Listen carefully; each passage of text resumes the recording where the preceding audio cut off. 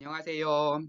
이번 시간에는 과학과 하나님의 존재 2장에 있는 지구의 나이에 대해서 같이 생각해 보려고 합니다. 일부 주장에서는 지구가 6천년이다, 1만 년 미만이다 라는 주장들도 일부 종교계에서 있지만 정확하게 지구의 나이가 어떻게 계산되고 그리고 어떻게 생각해 볼 수 있는지에 대해서 여러 가지 증거와 실험, 데이터들을 바탕으로 체계적으로 살펴보려고 합니다.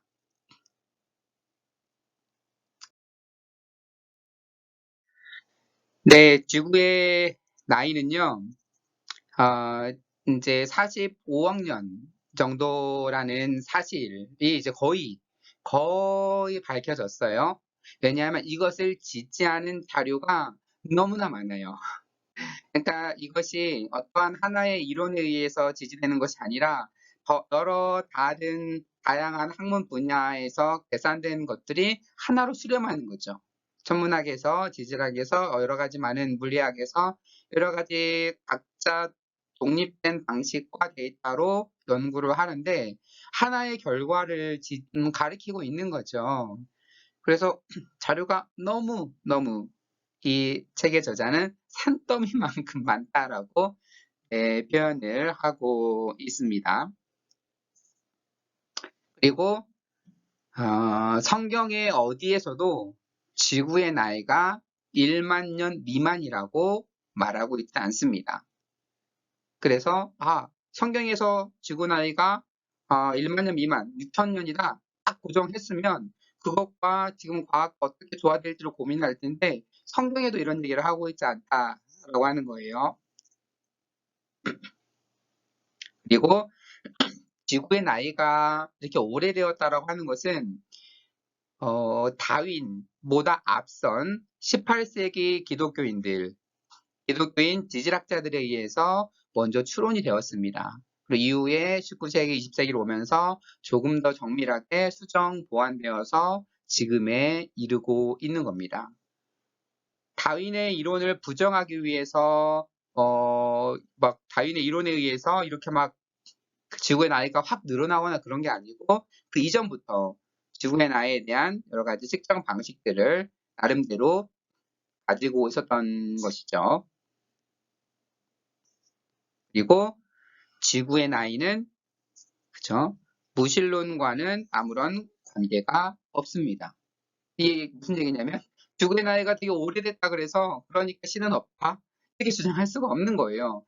그러니까 지구의 나이가 오래됐던 짧던 이것은 하나의 신을 없다 있다 할 수 있는 그것과는 관련이 없는 거예요. 그래서 혹시 잘못 이해하면 지구의 나이가 굉장히 많아졌다라고 생각하면 그러면 우리가 무신론자가 되는 거 아니야? 무신론의 공격을 받는 거 아니야? 전혀 관계가 없는 겁니다. 그래서 그런 편견을 내려놓고 지구의 나이에 대해서 객관적으로 바라보는 것이 굉장히 필요합니다. 그렇다면 어떻게 계산을 할까? 지구의 나이를 다양한 방법들을 이제 설명을 해드릴 텐데요. 먼저 빛의 속도를 이용한 계산 방식이 있습니다. 빛의 속도는 초속 약 30만 킬로미터입니다. 이거는 지금도 실험을 통해서 바로 증명할 수 있는 거기 때문에 이거는 이론의 다른 반론의 여지가 없습니다. 그래서 우리가 태양을 보는 것은 8분 전, 정확히 약 8분 20초 전에 태양을 보는 겁니다. 왜냐하면 태양빛이 지구까지 오는 데 시간이 걸리기 때문에 태양과 지구는 1억 5천만 킬로미터가 떨어져 있기 때문에 이것을 30만 킬로미터로 초속으로 나누다 보면 8분 20초가 걸립니다. 물론 달까지는 워낙 가까워서 1초면 빛이 이렇게 오게 됩니다. 그래서 우리가 태양을 본다 하면 8분 20초 전에 태양을 보는 거죠. 태양이 없어져도 우리가 8분 동안은 태양이 없어진지 알 수가 없어요. 그리고 빛이 수십억 년을 달려 지구에 도착했다면 우주는 최소한 그 정도의 나이를 먹어야 합니다. 그래서 빛이 얼마만큼 달려왔고 지구가 도착했다. 지금 보이는 하늘에 있는 저 별은 예를 들어 4만 광년 빛의 속도로 4만 년 떨어져 있다면 최소한 저 별은 4만 년 전에 존재했다는 별이잖아요. 그런데 그보다 더 짧은 지구가 6천 년 이렇게 주장할 수는 없겠죠. 우리 이미 현재 관측되는 빛을 보면서 이 빛이 얼마만큼의 멀리 떨어져 있었고 얼마만큼의 거리를 오고 있다는 것이 관측이 가능한데 지금 하늘만 봐도 지금 수만 년 이상 떨어져 있는 거리에서 과거에서 쏜 빛을 우리가 눈으로 보고 있는 거예요. 그러니까 그보다 더 짧은 지구의 역사, 우주 역사를 말하면 그 모순이 되죠. 그런데 이걸 반론을 제기하는 분은 이렇게 반론을 제기해요. 태초의 창조 때에 이동 중인 빛도 만드셨다. 하나님이 그러니까 우주를 창조하셨을 때에 해와 달과 별만 만드신 게 아니고 막 이동하고 있는 빛을 만드셨다. 그렇기 때문에 지금 이동 중에 있는 빛은 그 멀리에서 오는 게 아니고 사실은 6천 년밖에 되지 않았는데 그때 이동 중인 빛을 만드셨기 때문에 지금 그 빛이 우리에게 보이는 것이다. 이런 식으로 주장을 하기도 합니다.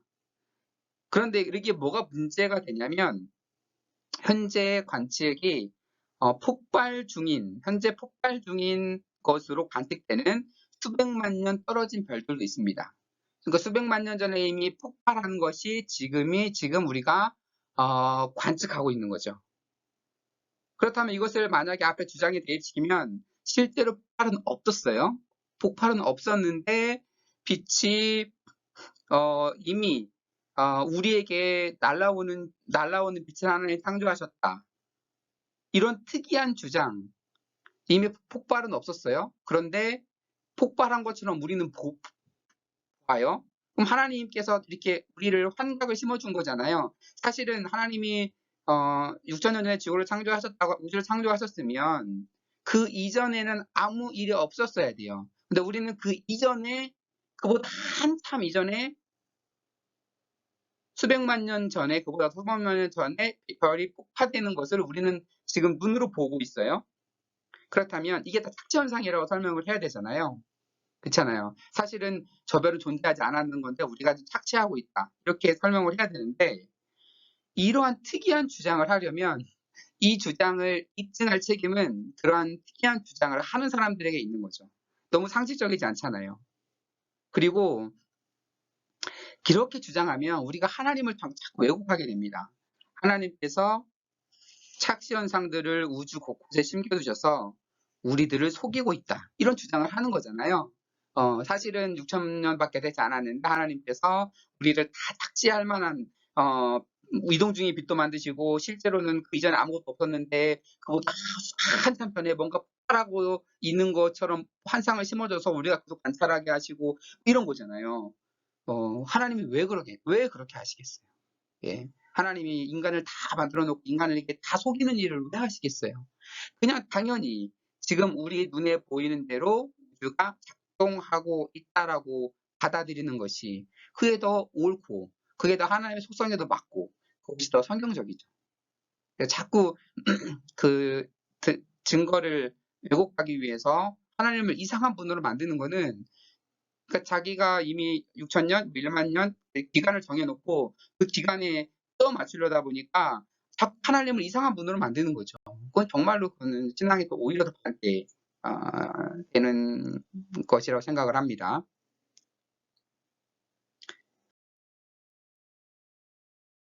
네, 빛의 속도 그렇다면 이런 주장도 반론에서 제기를 해요.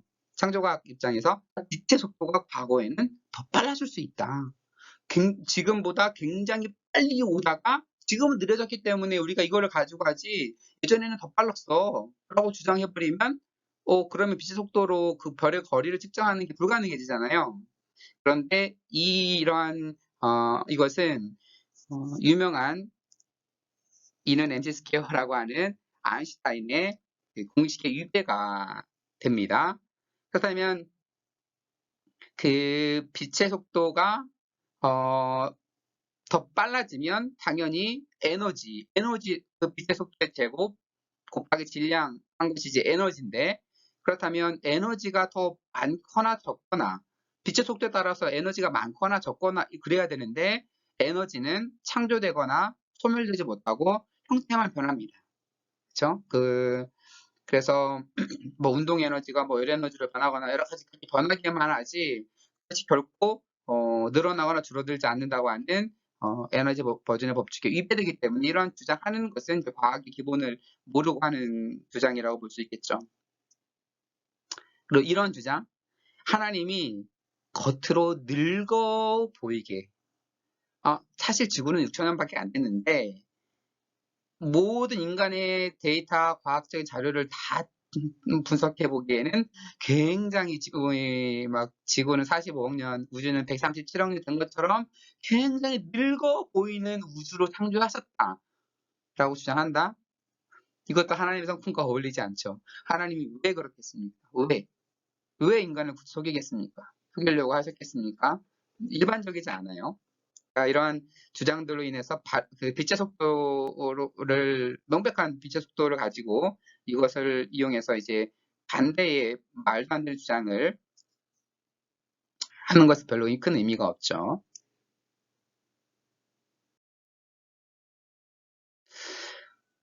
그 다음에 이제 빅뱅 이론과 구상 성단의 나이를 통한 계산 방식이 있습니다. 1928년에 허블은 우주가 팽창하고 있음을 이제 허블 망원경을 통해서 발견을 했죠.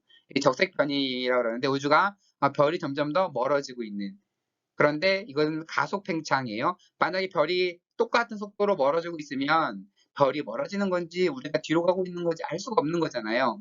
그런데 앞에 있는 별이 예를 들어서 1광년에 있는 별이 1m 뒤로 멀어질 때 2만 광년에 있는 별은 그거의 두 배인 4m 멀어진다. 이런 식으로 대략. 그러니까 앞에 있는 별과 뒤에 있는 별이 멀어지는 속도가 가속돼요. 그렇다는 얘기는 무슨 얘기예요? 우리가 뒤로 가고 있는 게 아니라 우리와 그 별 사이의 거리, 그리고 그 별과 뒤에 있는 별 사이의 거리가 다 팽창하고 있는 거죠. 그래서 결국 우주는 팽창하고 있다라는 것을 밝혀냈습니다. 이것을 밝혀냄으로써 아인슈타인도 우주는 영원하다, 변화 없다 이렇게 생각을 했었는데, 결국 그 아인슈타인도 두 손을 들었습니다. 자신의 이론이 잘못됐다고 얘기를 하고 이제 우주가 팽창하는 것을 받아들였죠. 그렇다면 우주가 팽창하고 있으면 반대로 우주는 그 팽창 속도를 계산을 하면 그것을 수축시켜 버리면 한 지점으로 모이는 순간이 있겠죠. 그렇게 해서 나이를 그 역으로 계산해 보면 대략 120억 년에서 140억 년 우주의 나이가 계산이 됩니다. 그러니까 결국 아인슈타인 같은 위대한 학자도 자신의 생각을 바꿀 만큼 이 허블의 그 발견은 위대한 일이었죠.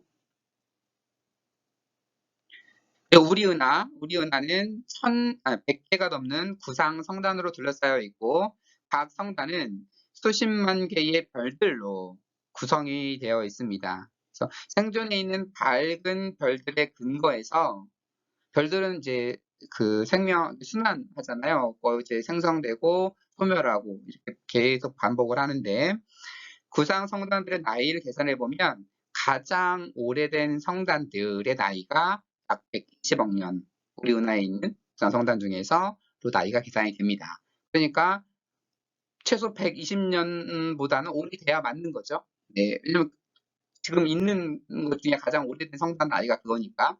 네, 그래서 이것으로 계산을 해도 그 거의 비슷하게 120억 년은 넘어야 되는 비슷한 결과를 가져오게 되는 거죠.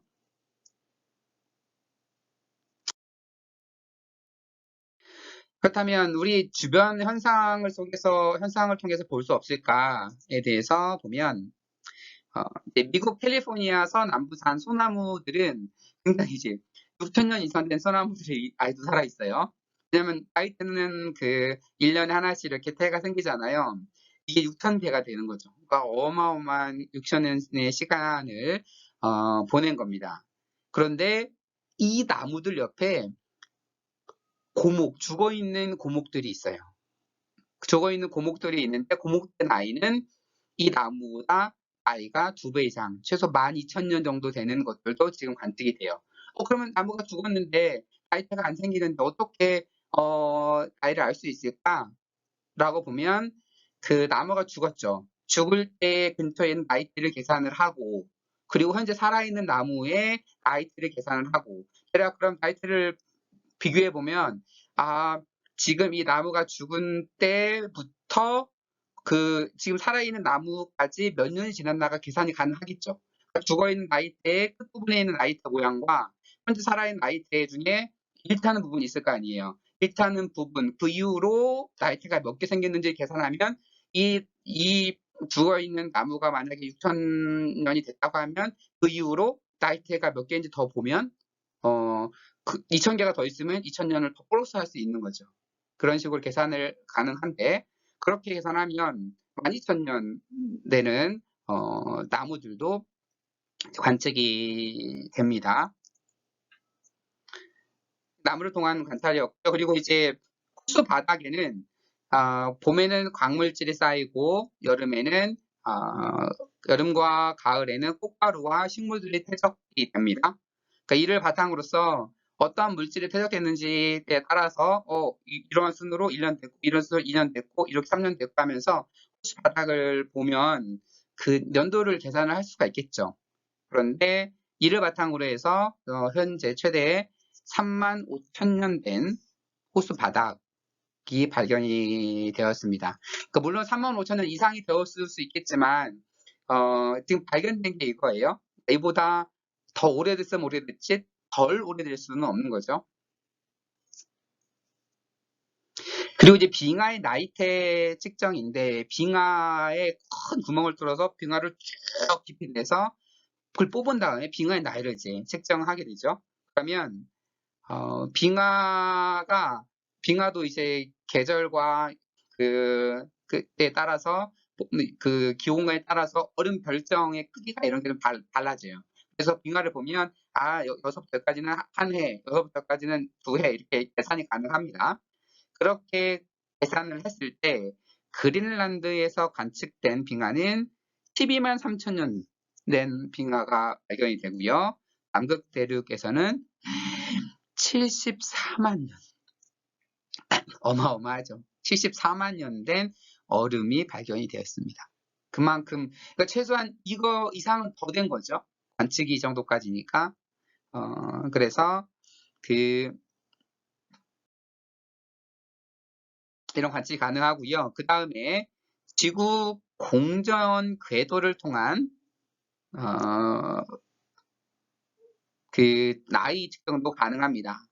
밀란코비치 주기라고 하는데, 지구의 공전 궤도에서 규칙적으로 발생하는 매우 정확한 공전 궤도가 똑같이 그걸 도는 게 아니라 약간 주기들마다 약간씩 변화가 되는데, 그게 변화되는 게 아마 주기적이에요. 주기. 이 주기에 따라서 기후 변화도 오고, 이 주기에 따라 여러 차례 우리나라에 빙하기도 도래를 했습니다. 그래서 이제 밀란코비치 주기를 분석하면 3천만 년, 3천년이 아니고 3천만 년 전의 과거까지도 계산해 볼 수 있게 됩니다. 그리고 자기장을 통한 계산 방식인데, 용암이 굳을 때 지구의 자기장이 바위 안에 용암이 그러니까 마그마가 분출해서 용암으로 굳어질 때 지구의 플러스극 마이너스극 자기장이 그 바위 안에 새겨집니다. 지구 자기장은 플러스극과 마이너스극이 100만 년마다 2번 내지 3번이 100만 년마다 2번, 3번이 플러스극과 마이너스극이 바뀐다고 해요. 그래서 바위에서의 극성이 역전된 수를 파악하면 대략 이 바위는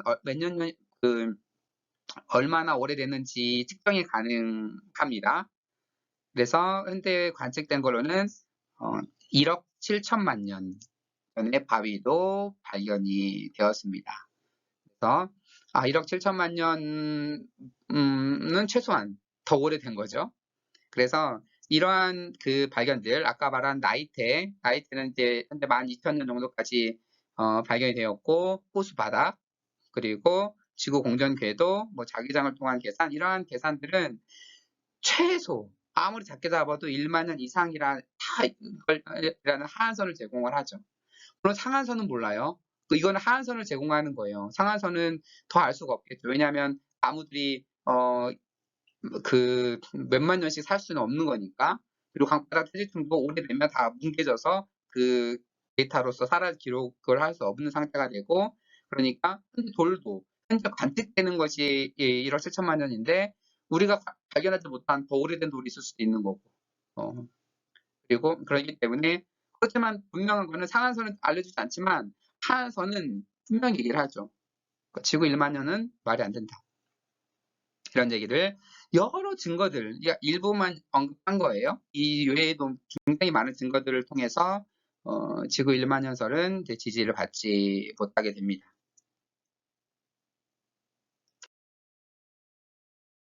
그런데 이러한 지구 측정 이런 방식들은 너무 이제 결국 몇만 년, 몇억 년 정도에 머물잖아요. 근데 지구는 45억 년, 우주는 137억 년을 얘기를 한다면 그 긴 시간을 도대체 어떻게 측정을 할까? 그래서 지구의 나이 45억 년 측정할 때 가장 그 정확하게 쓰이는 방식이 방사성 연대 측정법을 통한 계산 방식입니다. 동위원소를 이용한 계산 방식인데, 같은 원자인데 다른 중량을 갖고 있는 그러한 버전을 동위원소라고 합니다.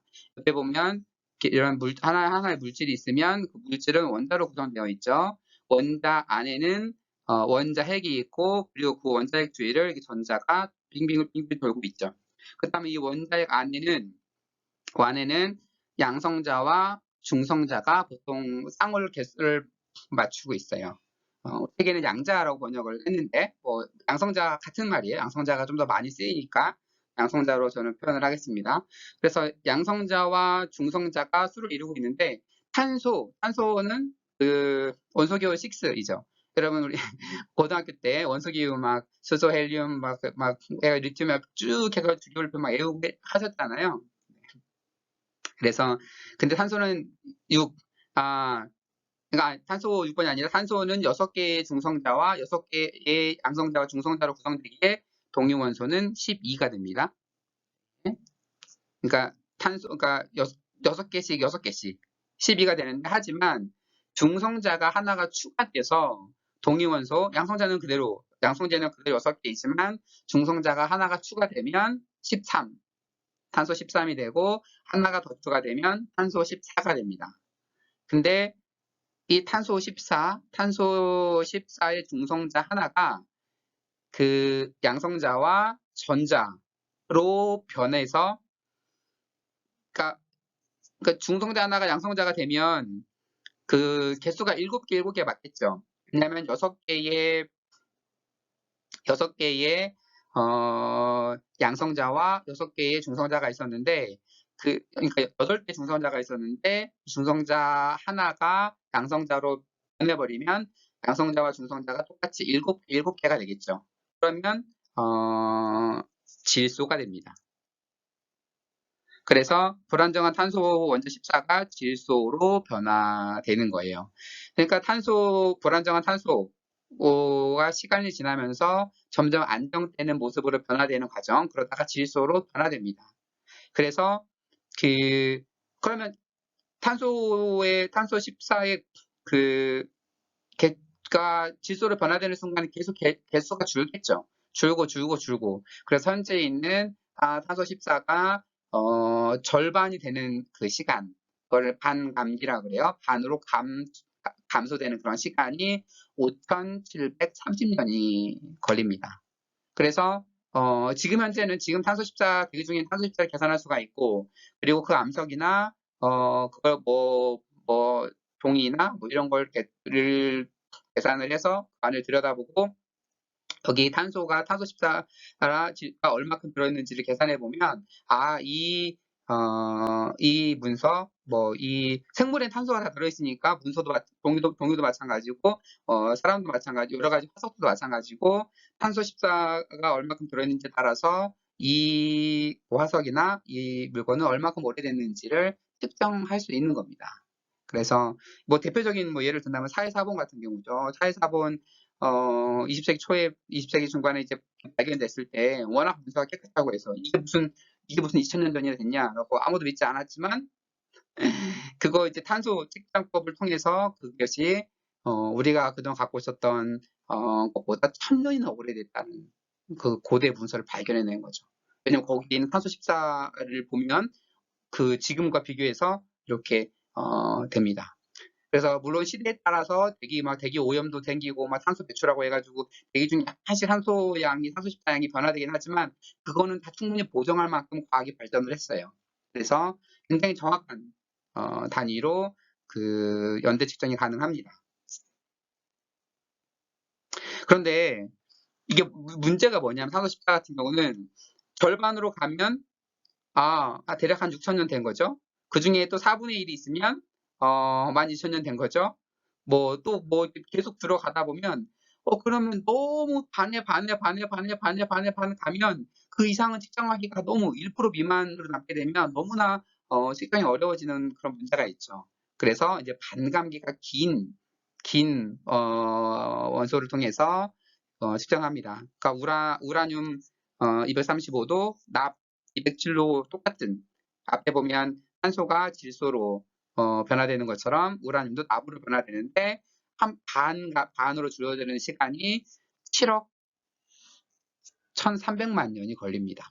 그러면 이렇게 되면 세 번만 반감될 때마다 몇십억 년 됐는지 바로 측정이 가능한 거잖아요. 네, 그래서 우라늄뿐만 아니라 여러 가지, 단지 2가지 예를 들었던 거고 여러 가지 다른 암석이나 다른 모든 것들로 인해서 이제 측정이 가능하고 그러한 측정 데이터가 지구의 나이를 비교적 정확하게 말해준다라고 볼 수 있습니다. 네, 그럼 이제 이런 반대 주장 그런 얘기를 하죠. 오차의 가능성은 없냐? 이 오차의 가능성은 당연히 있죠. 정확하게 측정을 한다 그래도 아주 미세한 오차 가능성이 있죠. 그런데 이런 것을 통계학적으로 유의미하지 않다라고 합니다.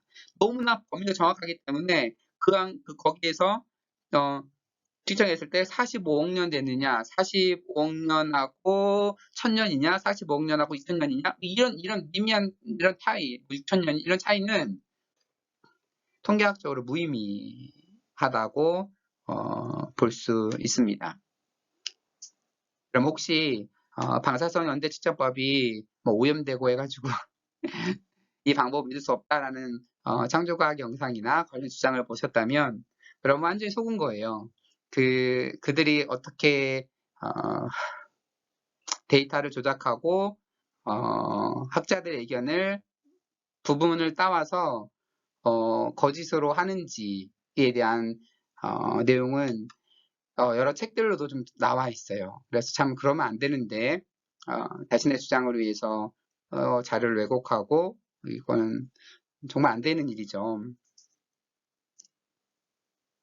어쨌든 제가 창조과학을 비판하려고 영상을 찍는 게 아니니까 이 정도로 하죠. 네, 방사성 원소의 붕괴 속도가 과거에는 빨랐다? 아까 이런 거와 비슷한 거죠. 이걸 부정하고 싶은데 너무 증거가 명백하니까 빛의 속도가 예전에는 빨랐지 않았을 때는 계속 공격을 하는 거죠.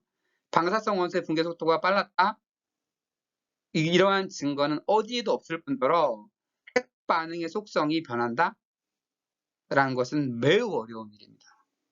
그러니까 그 원자나 반응하고 속성 이런 것이 지금의 여러 가지 우리가 알고 있는 화학적인 반응 속성들이 과거에는 달랐다? 그럼 미래에서 달라질 수도 있겠네요. 그러면 큰일 나겠죠. 네, 우리가 원전 같은 걸 만들어놨는데 어느 순간에 화학 반응식이 바뀌었어요. 그래가지고 지구상에 존재하는 원전이 동시에 다 폭발해버린다? 이런 거 상상할 수 있나요? 불가능합니다. 네, 왜냐면 각 속성들이 왜 바뀌어요? 어떠한 하나님이 강권적으로 변화시키지 않는 이상 바뀔 일이 없고 바뀐다라고 믿는 게 오히려 이상한 거고 그러한 우주를 창조했다라고 믿는 게 더 이상한 거죠. 그래서 무엇보다 하나님께서 우리를 속이기 위해 그런 일을 행하셨을까? 예전에는 공격 속도가 빠르다가 우리가 딱 인간이 태어난 순간부터 확 느리게 해가지고 인간은 이걸로 나중에 방사성 동위원소로 지구에다가 측정한다고 하면 사실 6천 년인데 굉장히 오래된 것처럼 내가 착각을 심어줘야지. 이렇게 하나님이 창조하셨다라고 보는 게 이상한 거죠.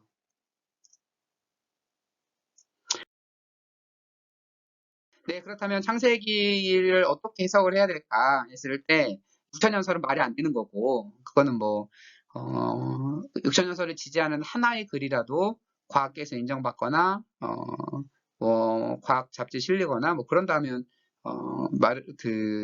어떻게 고려해 볼 만하지만 그럴 일은 전혀 없죠. 그렇다면 그래 오래 됐다는 것까지 인정할게. 그런데 창세기는 문자적으로 이해해야겠고 하는 과정 속에서 여러 가지 이제 해석들이 등장하게 됩니다. 날 시대 이론이라 그래서 그 하루라고 하는 것, 날이라고 하는 것, 히브리어로는 욤이라고 하는데 이것이 24시간을 꼭 가리키는 건 아닐 수도 있다. 그래서 첫째 날, 둘째 날, 이 날이라는 이 말이 24시간을 말하는 게 아니다. 하나의 시대일 수 있지 않겠냐. 그다음에 성경의 다른 여러 부분에서도 욤이라는 히브리어 단어가 쓰이는데 그때는 하루 24시간을 말하는 게 아니거든요. 그런 증거들을 대면서 꼭 24시간으로 보지 말아라. 하루라고 하는 그 시간도 예를 들어서 고생대, 중생대 하나의 시대적으로 볼 수 있지 않을까. 그럼 6일이라고 하지만 실제로는 거대한 시대가 지났기 때문에 그러면 성경 창세기 1장이 거대한 어마어마한 긴 시대를 말하는 곳일 수 있다라는 식의 우회적인 해석 방식이죠. 별로 설득력은 없지만 참고로 보면 좋고 두 번째 이론은 이제 간극 이론이라 그래서 창세기 1장 1절과 1장 2절 사이에 간극이 존재한다 라고 보는 해석입니다. 창세기 1장 1절에 태초에 하나님이 천지를 창조하시니라. 창조를 하셨어요. 그리고 시간이 엄청나게 흘렀어요. 그러다가 땅이 공허하고 이제 하나님의 쓰는 수명이 윤회하시고 이렇게 그런 가다가 그 다음에 3절 하나님이 가라사대 빛이 있으라 하시니 빛이 있었고 그러니까 그 이후의 창조 과정은 태초에 하나님 천지를 창조하시고 그 다음에 한참 시간이 지나고 빛을 창조하시고 그러니까 뒤에는 6일 창조가 맞지만 실제적으로 우주 나이 계산하면 굉장히 긴 것이다. 해석 방식이 이제 간극 이론인데 이거는 히브리어를 모르니까 이런 해석들이 나오는 거예요. 히브리어의 표현 방식은 태초에 하나님 천지를 창조하시니라 이 말은 창조하셨다는 얘기를 하는 게 아니에요. 앞으로 하나님께서 천지 창조하신 내용을 설명해 주겠다. 히브리적인 표현 방식입니다. 그리고 나서 그 다음에 있는 내용이 창조하는 내용이에요. 창세기 2장 3절 4절에 가면 비슷한 얘기가 또 나오죠. 창조의 계략은 이러하니라 하면서 다시 또 창조 얘기가 2장 4절부터 또 나옵니다.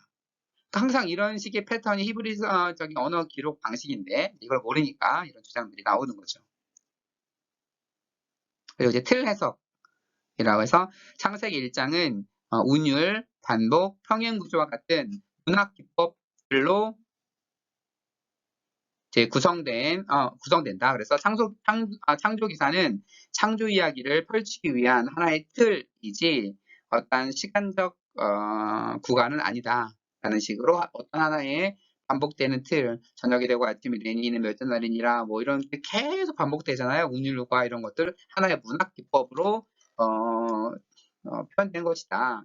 라는 방식. 이것도 특별히 그렇게 설득력이 있는 방식은 아니에요.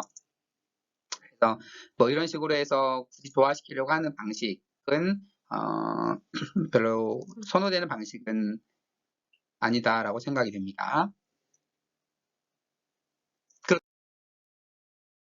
그렇다면 가장 중요한 거, 지금부터가 중요해요. 기독교 전통에서는 창세기, 창조기사를 어떻게 해석해 왔냐라고 하는 거예요. 이게 제일 중요하지 않겠어요? 사실 그 창조 기사를 문자적으로 6일 창조로 받아들인 것은 굉장히 최근의 일입니다. 아무리 오래 잡아도 1961년 창세기 홍수 이 책이 쓰여지고 영향력이 퍼져가면서 나온 굉장히 최근의 일이고, 사실 이제 안식일 교단에서 이러한 해석들이 퍼져가면서 이제 미국에서 한참 인기를 얻었고, 우리 이제 한국에서 수입해 왔는데,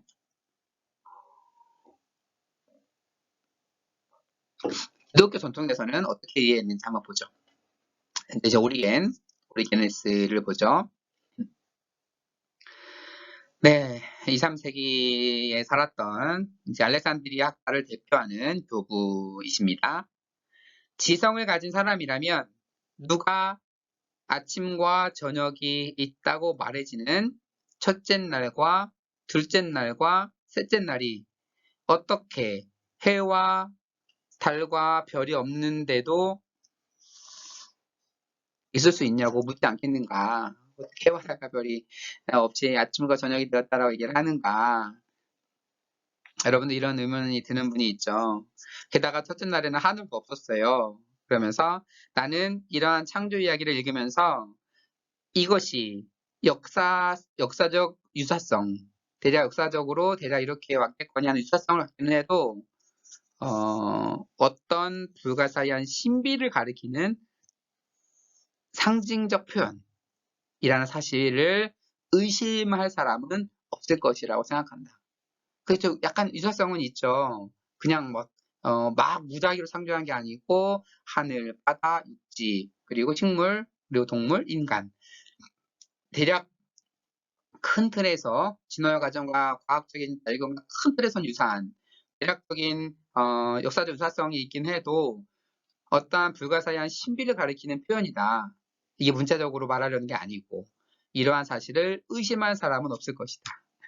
많은 분들이 의심을 하고 있습니다. 요즘 시대에 이 옛날에 1800년 전에 또 이렇게 이해를 했는데 지금 더 과학이 발전된 시대에 이만큼의 이해를 못하는 분들이 너무나 많죠.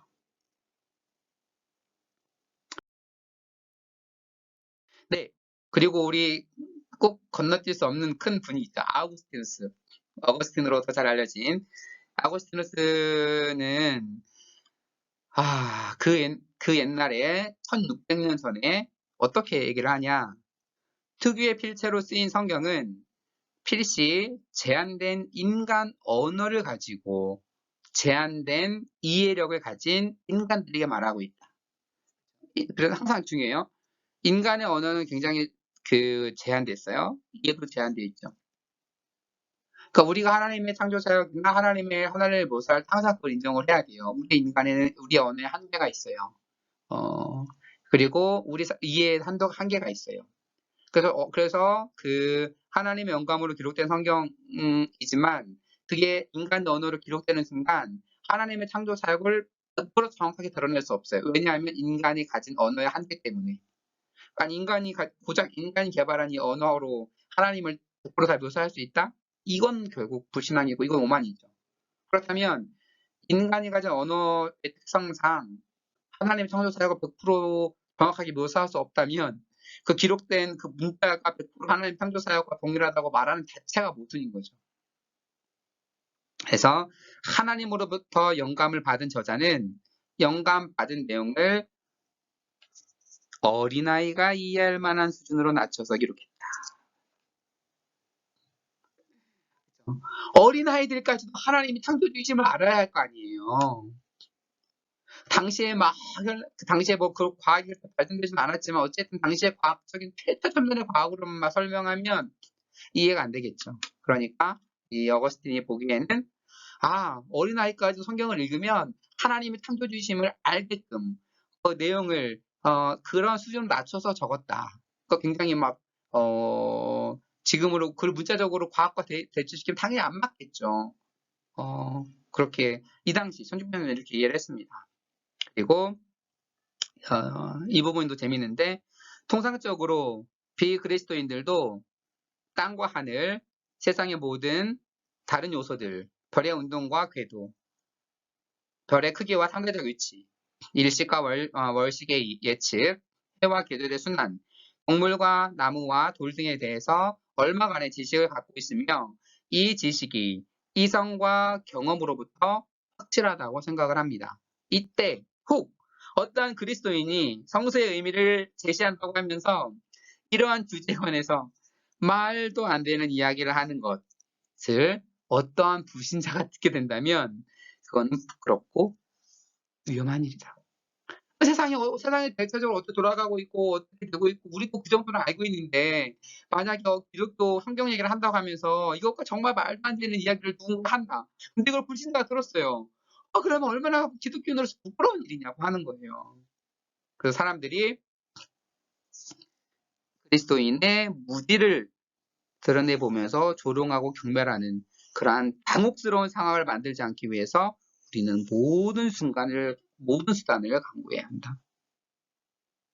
기독교인들 왜 저렇게 멍청해? 왜 이렇게 무지해? 왜 이렇게 몰상식해? 이렇게 조롱하는, 조롱받는 상황을 만들지 말라는 거예요. 그러면 성경, 창세기에 대한 이 아우스티누스 인용문은 창세기의 문자적 이해라고 하는, 그래서 인용한 내용들입니다. 안타깝죠. 왜 하나님을 믿는 사람들이 모상식하고 비과학적이라고 조롱받아야 됩니까? 물론 다 그런 건 아니지만 일부 그런 운동하는 사람들에 의해서 정말 안타까워요. 저는 이럴 때마다 하나님이 정말 조롱받는 것 같아서 너무 마음이 아파요. 제가 다른 강의에서도 한번 말씀을 드린 적은 있는데 제가 우연히 예전에 그러니까 과학 기사 같은 거 나오면 이제 재밌게 봐요. 그런데 한 번은 동아사이언스에서 인류 최고의 동굴 벽화 기록이 바뀐다. 그래서 인도네시아에서 44,000년 전에 44,000년 전에 벽화가 발견됐어요. 그러면서 이제 어떠한 의미가 있는지에 대해서 뭐 연도 측정은 앞서서 충분히 설명을 했죠. 충분히 이 벽화가 연대 측정 가능하니까 그래서 최고의 동굴 벽화 기록이 바뀌었다 하면서 정말 유의미한 발견이다 하면서 기사가 쭉 달렸어요. 그래서 저는 정말 흥미롭게 읽었어요. 이런 게 발견이 됐네. 그러다가 보지 않았어야 됐는데 댓글을 보게 됐네. 댓글을 보면 안 되는데 그죠? 근데 저는 이게 기독교적인 내용이라 생각을 안 했으니까 만약에 기독교를 공격하는 내용이었다면 댓글 안 봤을 거예요. 상처받을까 봐. 그런데 기독교적인 내용이 아니잖아요. 이거 기독교 내용이 어디 있어요? 그래서 그 벽화에 대한 발견에 대한 내용이다. 그래서 당일 쑥 내려다가 맨 밑에 댓글을 보게 됐죠. 댓글 1, 2, 3위가 글쎄 제가 너무 어이없어서 바로 캡처해 놓은 거예요. 5시간 전, 기사 뜬지 얼마 안 됐죠? 1, 2, 3위에요. 그리고 이런 기사 예수 프랜차이즈들은 무지하게 싫어합니다. 비난을 한 거죠. 좋아요가 600개가 넘었어요. 그리고 2000년 조금 넘은 것들이 세상을 창조했다고 사기치니 지들이 미신이면서 남들 보고 미신이래. 이게 비교육교내에 우리가 뭐죠? 지들도 미신, 지들이 완전 사기꾼들, 미신들이면서 지들이 뭐 신천지 보고 미신이래? 누구 보고 미신이래? 하나도 안 먹히는 거죠. 그리고 그 다음에는 아이디도 개독등 박멸이에요. 그리고 태산이네. 천지 창조가 6,000년째를 하는 것들 어떠냐? 그럼 이 기사 내용에 기독교 얘기가 하나도 없어요. 4만 년 이상 된 화석을 그 동굴벽화가 발견됐다. 시간은 역사적 의의 같은 것들을 쭉 그렇게 풀어놓은 거예요. 그런데 1, 2, 3위 댓글이 다 기독교 공격하는 댓글로 달립니다. 그것도 창조과학에서 만들어놓은 그 프레임으로 이해한 방식들에 대한 공격이죠. 제가 5시간 만에 확인을 했어요. 기사 올라온지. 그래서 600명 정도의 좋아요, 300명 이렇게 있지만 지금 검색하면 몇천 몇만 개의 좋아요가 있을지 몰라요. 아마 내가 가슴떨로 확인할 필요는 없겠지만 이게 무슨 얘기냐? 아우슈비츠 한 마디 그대로 이루어지고 있는 거죠. 천상초에 대해서 일반인들 다 아는 내용들, 과학에서 다 이미 검증 절차가 끝난 내용들, 이런 것들을 자기네들만 모여가지고 딴소리하면서 과학이 다 틀렸다고 하면서 자기들만 모여서 딴 얘기하고 있으면서 도대체 세상에 어떠한 영향력을 줄 수 있겠어요? 다 이러한 것을 1600년 전에 어거스틴이 경고한 거잖아요. 전 딴 얘기를 하는 게 아니에요. 어거스틴, 우리가 믿고 따르는 모든 기독교를 집단화한 어거스틴 얘기를 하는 거예요.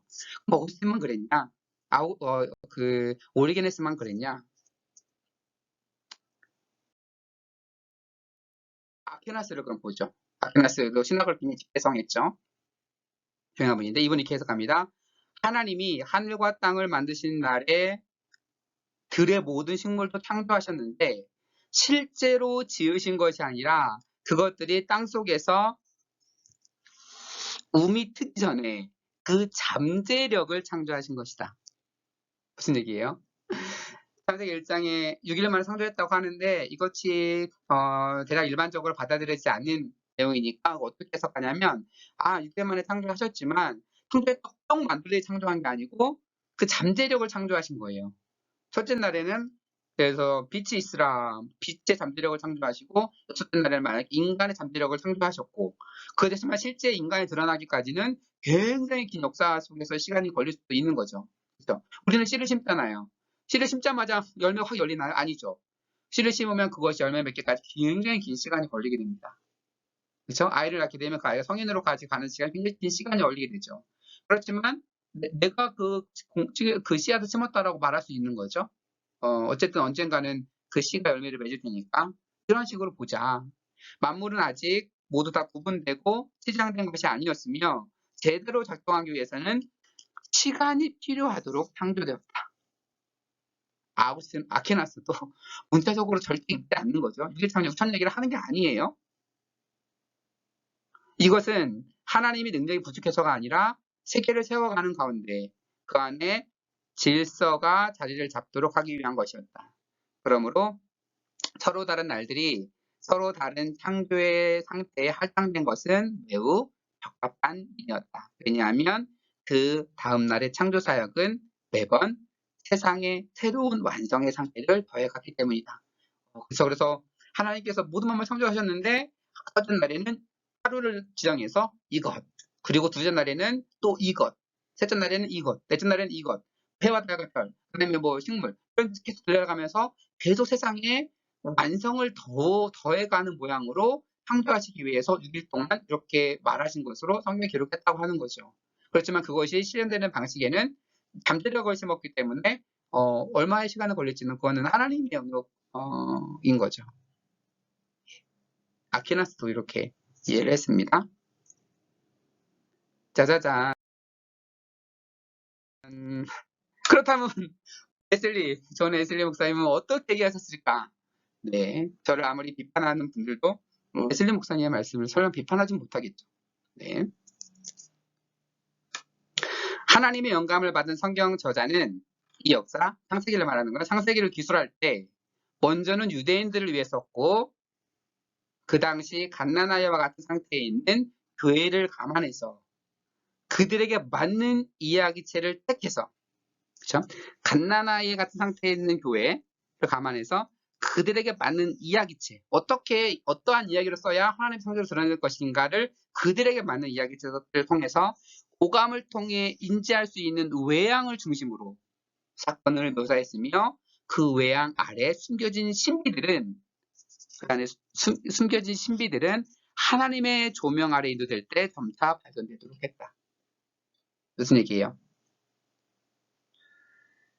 기록은 그 당시 사람들의 그 상태, 그들의 언어, 그들이 오감을 속에 인지할 수 있는 그러한 방식으로 창세기에 대한 기록을 썼다라고 하는 겁니다. 그런데 그 안에 숨겨진 진짜의 모습들, 신비들은 하나님의 조명 아래에서 인도될 때만 발견이 된다. 그러면 창세기를 문자적으로 읽으면 어떻게 되는 거예요? 숨겨진 신비, 하나님의 조명 아래 인도될 때 밝혀지는 숨겨진 신비들은 다 버리겠다라고 하는 거죠. 이 존 웨슬리의 말이에요. 제 말이 아니고. 그리고 성경은 우리의 세부 사항에 대한 호기심을 충족시키기 위해서가 아니라 우리를 하나님에게 인도하기 위해서 쓰여졌다. 첫째 날에는, 둘째 날에는 뭐가 만들어졌지, 어떻게 창조되었지라는 우리의 호기심을 충족시키기 위해 성경에 기록된 게 아니라고 하는 겁니다. 우리를 하나님께 인도하기 위해서. 그러니까 성경을 과학 교과서로 보는 건 정말 멍청한 거죠. 세상이 어떻게 됐고 이런 구체적인 디테일한 것들은 과학에서 하는 얘기예요. 성경은 우리에게 그러한 정보를 주려고 기록한 게 아니에요. 정말 세상에서 만든 그런 모든 것들, 그 당시에 수많은 사람들이 해와 달과 별도 신으로 숭배하고 있었는데, 전에가 그 당시에 신으로 숭배했던 이 모든 것들도 하나님의 피조물에 불과하다는 걸 계속 얘기해 주는 거잖아요. 그래서 이것을 통해서 그 사람들을 하나님께 이끌려고 창세기 기사가 기록된 거 아니에요. 그런데 이것에 대한 관심은 전혀 없이 세부 사항들로 폄하시키는 어떠한 진리를 담고 있는 것을 단지 과학이 다루는 팩트로 평가절하하는, 이건 굉장히 불신앙적인 거죠. 그러니까 제가 지금까지 창세기 연대, 창세기 해석 방식에 대해서 다뤘던 거에 공통점이 있죠. 이거는 기독교 전통과 맞는 거예요. 지금 창세기를 문자적으로 하고 6일 창조 얘기하고 지구 6천년설을 얘기하는 사람들은 불과 5, 60년 전에 안식일교에 생겨난 하나의 운동, 미국을 포함해 한국으로 온 아주 최근에, 그리고 기독교 전통을 다 무시하고 오리게네스, 어거스틴, 아퀴나스, 심지어 존 웨슬리의 가르침까지 다 부정하고 최근에 안식일교 운동을 그대로 받아들여오는 그런 겁니다. 그러니까 이게 제가 과학신학에서 말하는 것이 뭔가 새로운 일을 하는 게 아니에요. 기독교 전통에서 이해한 방식대로 우리가 보는 거죠. 그래서 근데 이제 마지막 슬라이드입니다. 그래서 창조 기사 해석의 전제에 대해 게 분명히 있습니다. 제가 작년에 신학과 세계 학술지에 과학신학 연구 방법론이라는 글을 썼어요. 과학신학을 어떤 방법으로 연구해야 될까에 대한 기본적인 방향 가이드, 제가 소친과 가지고 있는 그런 방향들에 대해서 정리했는데, 저는 이 어거스틴의 글을 읽기 전에 썼는데 너무 어거스틴도 비슷한 말을 해서 너무 감동이 돼서 같이 인용을 해봤습니다. 우리는 만약에 10편 104편 5절을 보면서 주님께서는 땅의 기초를 든든히 놓으셔서 땅이 영원히 흔들리지 않게 하셨습니다. 라는 그 부분을 읽고서 편동서를 주장한다면 굉장히 바보 같은 일이죠. 땅이 영원히 흔들리지 않게 창조하셨는데 어떻게 이 땅이 이게 움직여? 이게 어떻게 막 움직여서 돌아? 지금도 지구가 하루에 한 바퀴씩 자전을 하려면 지금 우리가 표면에서의 우리가 돌아가는 속도는 비행기 속도보다 훨씬 빠릅니다. 계속 움직이는 거죠. 막 엄청나게 빠른 속도로 표면에서 느끼는 속도는 그리고 공전도 하고. 근데 이 얘기를 하려는 게 아니잖아요. 딱 보면 알겠죠. 하나님께서 땅을 깊이 놓으셔서 흔들리지 않게 하셨다는 얘기가 편동설 얘기를 하는 걸까요? 그런 식으로 문자적으로 이해하면 굉장히 이상하다라고 하는 거죠. 그래서 어떻게 성경 창조 기사를 읽어야 되냐? 아고스티누스는 너무 모호하고 우리의 시야를 훨씬 벗어나는 문제들에 관련해서 우리는 우리가 전해받은 신앙을 침해하지 않으면서도 매우 다양하게 해석될 수 있는 구절들을 성경에서 발견을 합니다. 그런 경우에 우리는 어떠한 한 방향으로 성급히 가서 그중 한 견해를 무모할 정도로 붙잡지 말아야 된다. 왜냐하면 나중에 진리를 찾는 연구가 더 발전해서 그 견해를 무너뜨리면 우리도 함께 쓰러질 것이기 때문이다. 성경을 이해하다 보면 아니한 부분들이 있죠. 그런데 이것만 오라! 라고 하면서 그것을 꽉 붙잡고 가다가 나중에 여러 가지 발견들, 더 많은 연구 결과를 통해서 이게 잘못되었을 경우에 그러면 어떻게 돼요? 그 견해와 함께 그 견해를 주장했던 사람들도 같이 쓰러져 버릴 수밖에 없다. 그래서 저는 과학성 연구 방법론 그 논문에서 밝혔지만 제 입장 분명합니다. 저는 지금 과학계에서 말하는 뭐 진화 이론이나 빅뱅 이론이나 이런 것들을 팩트로 받아들이자라는 얘기를 하는 게 전혀 아니에요. 물론 데이터를 위해서 너무나 확고한 그러한 여러 가지 증거들이 있죠. 그렇지만 그걸 받아들이는 저는 과학자도 아니고, 물론 제 지도 교수님은 물리학자이셨지만 저는 과학자도 아니고 어쨌든 신학자입니다. 그렇기 때문에 저의 주장은 현대 과학계에서 수많은 증거들 토대로 이러한 이론들을 얘기를 하고 있으면 우리가 그것을 과학자도 아닌데 그것을 막 말도 안 되는 주장을 통해서 막 부인하거나 아니면 고립돼 가자는 게 아니라, 그래, 과학에서 그런 얘기를 하고 있어. 그렇다면 그것이 우리 성경과 우리 신앙과 어떻게 조화될 수 있는지를 보자고 하는 거예요. 이것으로 맞춰서 완전히 신학을 변화시키자는 그런 얘기를 하는 게 아니에요. 그렇게 되면 만약에 뭐 지금 뭐 진화이론이나 빅뱅 우주론이 나중에 수정된다면, 가능성은 적지만 만약에 다른 이론으로 대체가 된다면 그것과 함께 세웠던 신학은 다 무너지겠죠. 그렇잖아요. 그것을 가지고 신학을 싹 전반을 바꾸자는 얘기를 하는 게 아니에요. 그것을 과학에 그렇게 말하면 우리는 그것에 대해서 우리는 신학적으로 어떻게 답할 수 있는가? 나중에 다른 이로 나오면 그거에 대해서 우리 신학적으로 어떻게 답할 수 있는가? 신학시대에. 더군다나 지금의 무신론자들은 대부분 과학 베이스로 무신론자들이에요. 그렇잖아요. 과학을 받아들이면서 신학 성경을 부정하고 많은 교회에서 이제 교회 청년들이 떠나가는 이유도 이제 과학 이론을 배우면서 충돌을 느끼고 갈등을 느끼고 이제 교회가 다 뻥치는구나라고 생각하고 이제 교회를 떠나가게 되죠.